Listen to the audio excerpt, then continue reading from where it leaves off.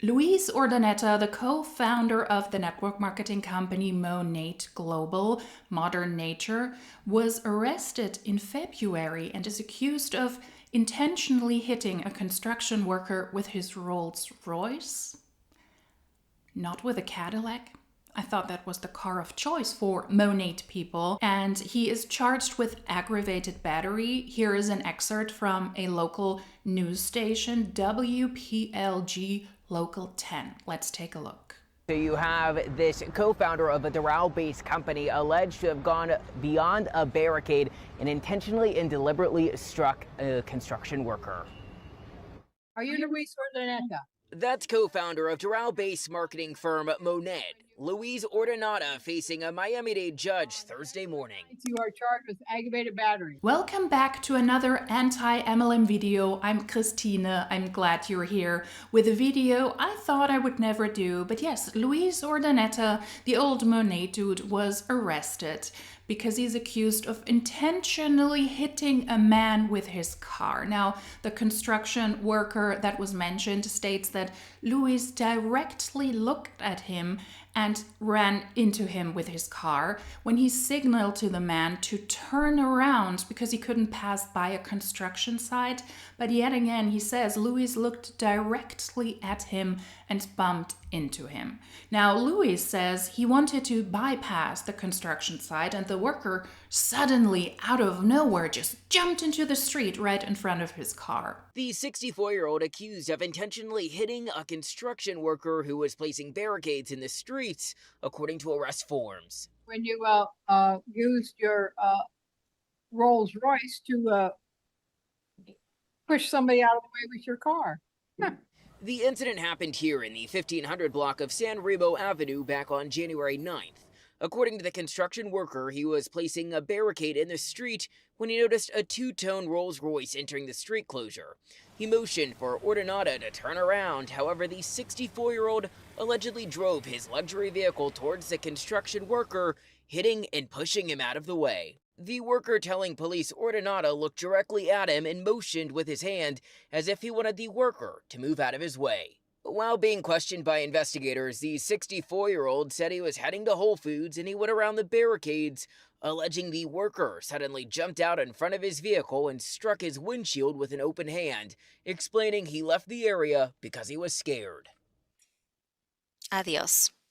I have to say I like the sassy judge. What I don't like is the orange outfit. It doesn't suit Luis very well. Maybe he should have asked for a purple outfit that would also have been on brand with Monat. I am glad that the construction worker is physically okay. Luis says he didn't intentionally hit that man. I'm saying that to present both sides. That is his side. But somehow I don't believe him. I rather believe the construction worker, because to me it makes more sense that somebody like Luis doesn't want to take a detour and he doesn't want to listen to the small people. That is why it would have been an inconvenience for him to take a U-turn and drive some other street, take a detour. No, but instead he wants to drive right then and there when the construction worker says, no, you cannot drive here. And he looked directly at the worker, according to the worker. I mean, who does that? Now, why do I have a tendency to believe the construction worker more than Senor Luis? It is because of his track record. First of all, he's running a cult. In my opinion. He is running a network marketing company, and critical thinking, critical feedback is not welcome. So I do believe this is a person who is used to getting what he wants. He is many times on stage, he speaks nonsense to his distributors, and he is being celebrated for the bare bone basics. If you ever took a look at him appearing at any of the trips or at convention, he's a nonsense speaker. But he still gets applause for doing the bare minimum, or for pretty much doing nothing. Now, his best speech, granted, was one he gave at the kickoff call for Monat 2026, when he was muted and they couldn't get his audio to run. That was the best speech he had ever given. Unfortunately, at some point they figured out how to fix the audio and then you had to listen to him. It was a long-ass call, and I was celebrating that he actually was silenced for a moment. That, take it away.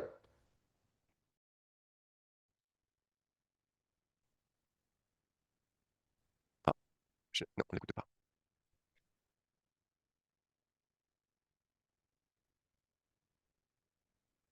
I can't hear Mr. Luis. Hi, this is the Spanish interpreter. We can't hear Mr. Luis.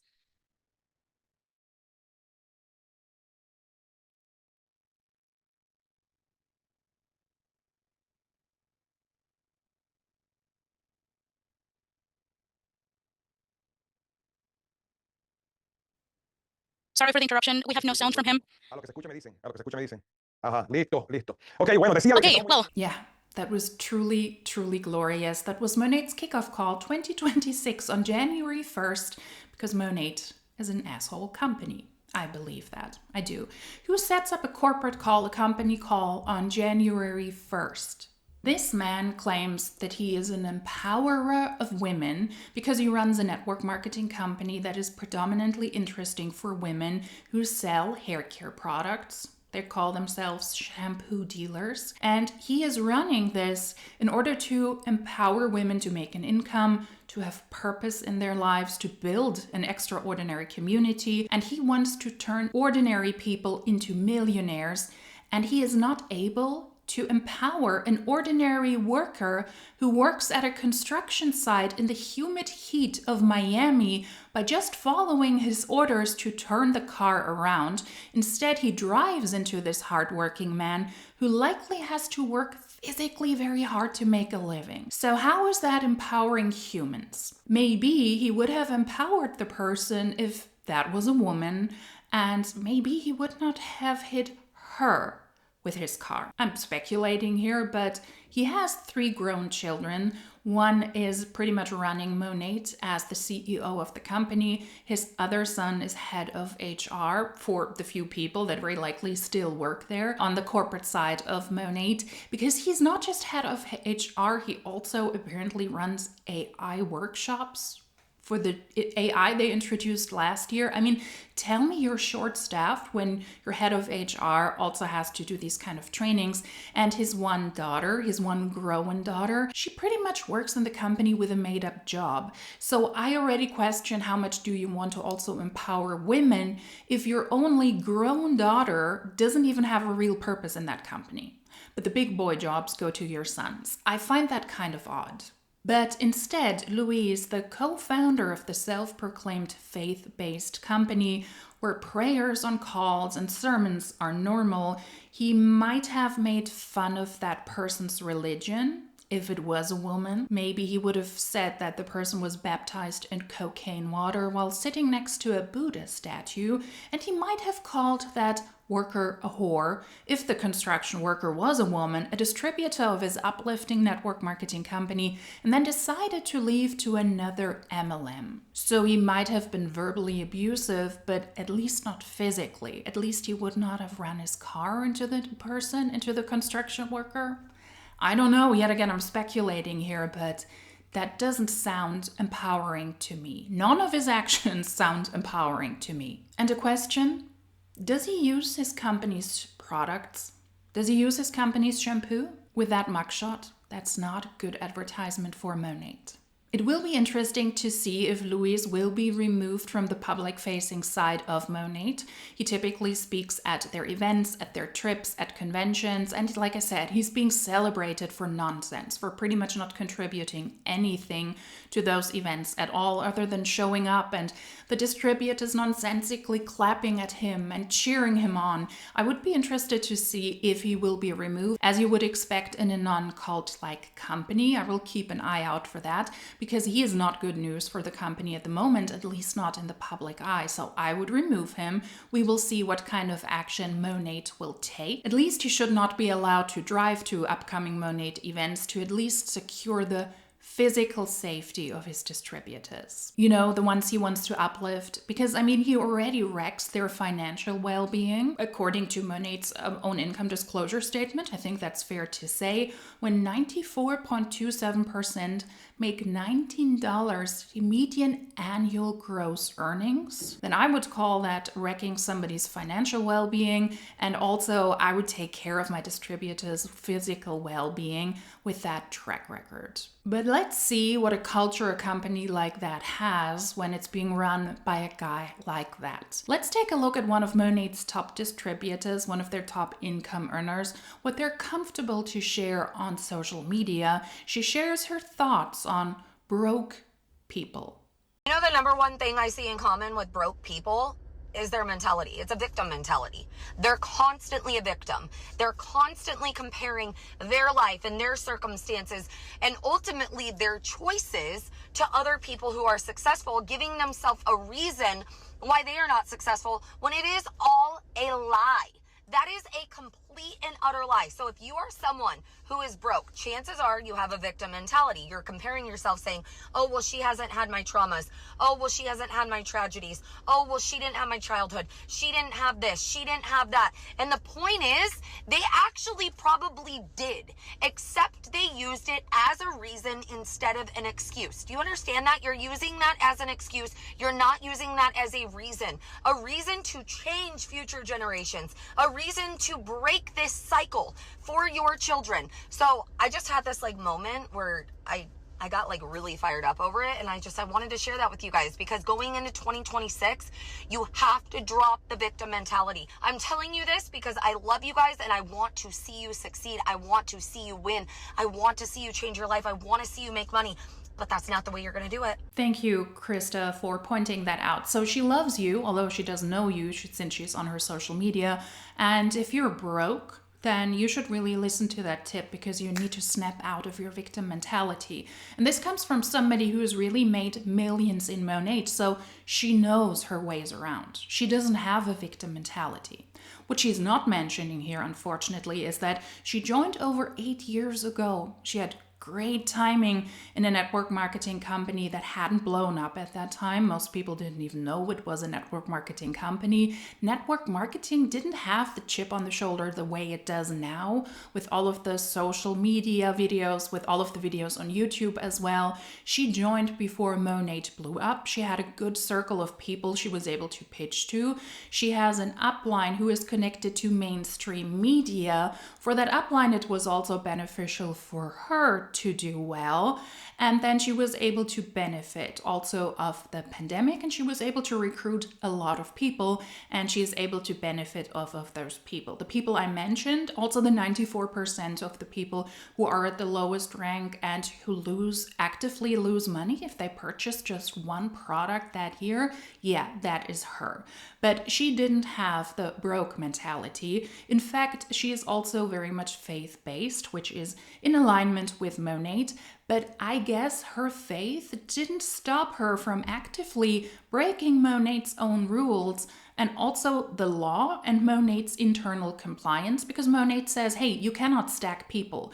If you recruit somebody and that person recruits somebody, the people have a fixed spot in your MLM tree. She doesn't really care about that. She tries to buy out people's businesses so that she can position the people better in her tree, which is beneficial for her to stay at the top rank. Those are the little details she doesn't mention, and she pretty much just got a slap on the wrist from the company and allegedly didn't get paid for a month, but then she was back on track. So yeah, if you're broke, then you better stop your victim mentality, and then you can join Monat, and then you can become rich and successful.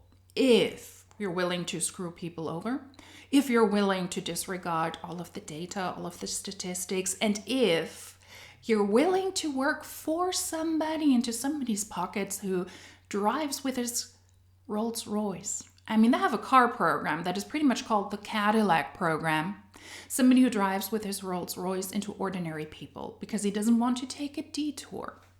Allegedly, at least according to the construction worker. I will show you another example, and that's how we will end this video, because not everybody is so outspoken. Some people, they're really humble, and they also want to show you how humble they are and give you really great tips. I will have to play this without audio because there is copyright music on this one. We will take a look at a post from a very humble queen, if you will, who blew up when Monat launched in Australia, and who is not that successful anymore, but I think she also supports and she embraces the Monat culture, and also Luis, I think, because we're going to learn about overconsumption from a salesperson in a shampoo company.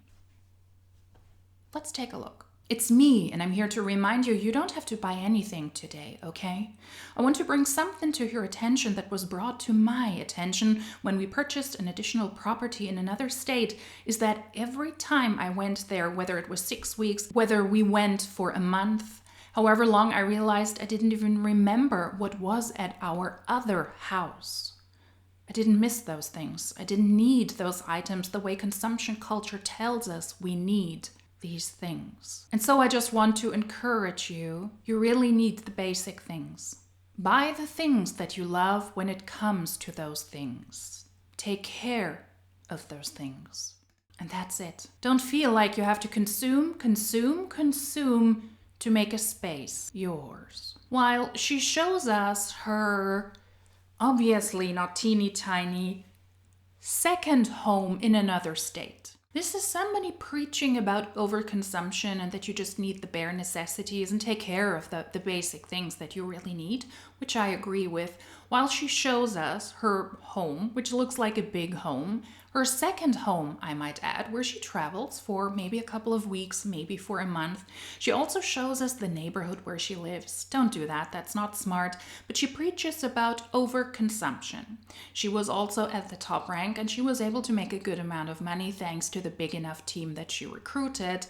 Most people on that team, according to Monat's own income disclosure statement, lost money, while she was able to benefit off of most people on her team. And let's also remember, she's a salesperson for Monat, and she sells people shampoo, and she sells people an opportunity to get rich and famous themselves, while she is one of the few people who were able to benefit. We're flexing with our second home in another state. But we're pretending that we're super humble because we only have a couple of things, while she is in her second home and she enjoys life there with her 300 children and with the very basic things. While most people struggle to even afford rent, least of all owning one home, not even two homes. So let's not listen to these people who want to educate us about broke people and about overconsumption when they participate in both.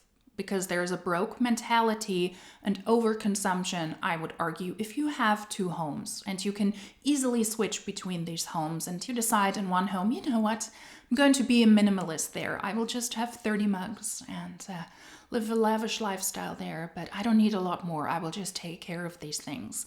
Let's listen to better idols and let's really think about who we support in 2026.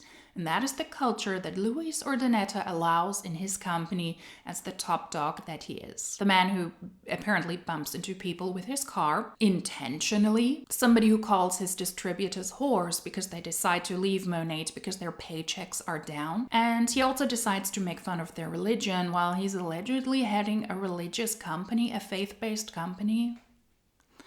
I would love to see Monat die in 2026. And I would also suggest to take Luis Urdaneta out of the public eye. He should not speak at any of Monat's events, at Monat convention, at any of his trips. Let's see, that's what a normal company would do. Since Monat operates as a cult, I'm not sure if that's what they're going to do, but I will for sure keep an eye out for that. That was a little unexpected video. Multiple of you also reached out and said, hey, did you see what happened? Did you see what happened? Thank you for pointing that out. He is just a gross individual in my opinion, and I wouldn't want to support a company who is feeding somebody's ego and somebody's pockets like that. Let me know your thoughts. You've probably already heard about Luis Urdaneta getting arrested. I will take a look and I will continue to take a look what happens with him. Let me know your thoughts. Thank you for listening in. If you liked this video, give it a thumbs up, share it with people. If you want to warn people about Monat, maybe that is helpful. To to shine a light how horrible the owners of these companies really are. Subscribe to the channel if you don't want to miss out on further videos. And if you don't want to miss out on further videos, then hopefully I will see you in my next one next Friday at 1 p.m. Central European Time. Until then, tschüss!